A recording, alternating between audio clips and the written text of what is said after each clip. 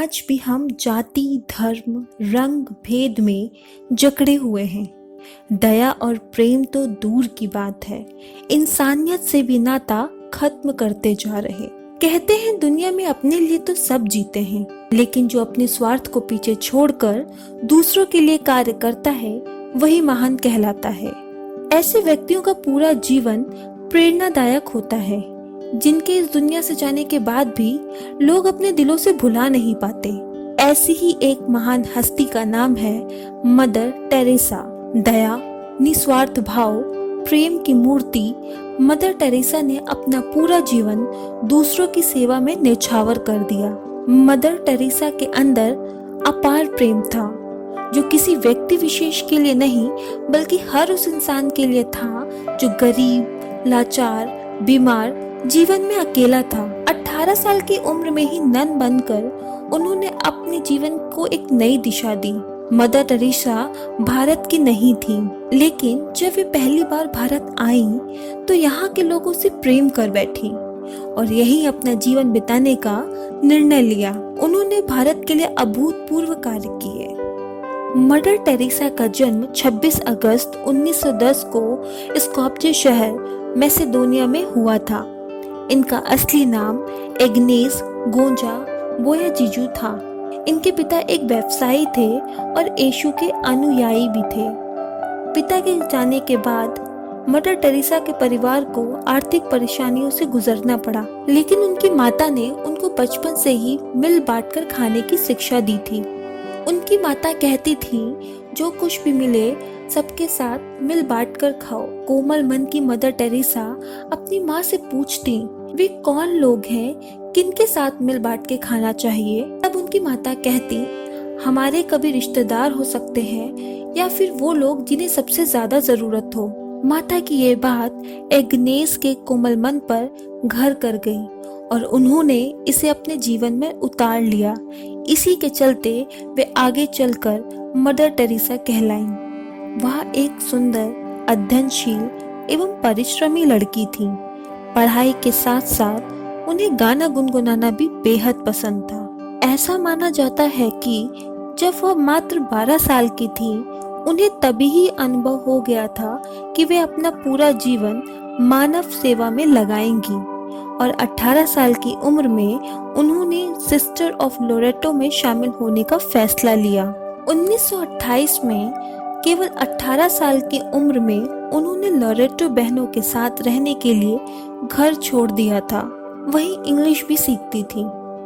1929 में mother Teresa Bharat आईं और दार्जिलिंग में उन्होंने शिक्षा ग्रहण की। वहीं हिमालय की पहाड़ियों के पास सेंट टेरेसा स्कूल में बंगाली सीखी और वहां के बच्चों को पढ़ाया भी। 24 मई 1931 में उन्हें पहली बार सन्यासी की पदवी मिली और इसके बाद उन्होंने अपना मूल नाम बदलकर टेरेसा रख लिया। मदर टेरेसा एक रोमन कैथोलिक सन्यासी थी, जिन्होंने अपने जीवन को गरीबों और जरूरतमंदों की सहायता करने में ही व्यतीत किया। 1979 में ही मदर टेरेसा को नोबेल पुरस्कार से सम्मानित किया गया, तभी वहां से लोकप्रिय बन गईं। उनका भगवान में बहुत भरोसा था। उनके पास बहुत से पैसे नहीं थे, न ही संपत्ति थी, लेकिन उनके पास एकाग्रता, विश्वास, भरोसा और ऊर्जा थी, जो खुशी से उन्हें गरीबों की मदद करने के लिए प्रोत्साहित करती थी।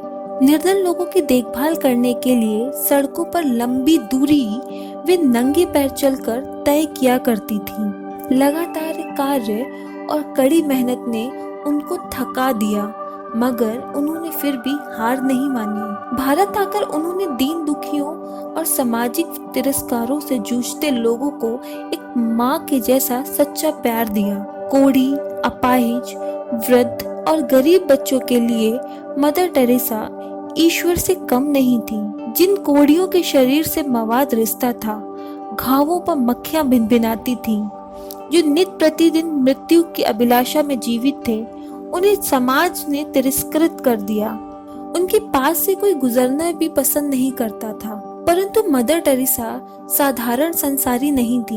उन्होंने उन कोढ़ियों को न केवल छुआ बल्कि उनको साफ किया और उनकी सेवा की। मदर टेरेसा का एक ही धर्म था, मानव सेवा। उनके सेवा उद्देश्य वाले जीवन में सैकड़ों बाधाएं उत्पन्न हुई, परंतु उन्होंने डट कर इन बाधाओं का मुकाबला किया।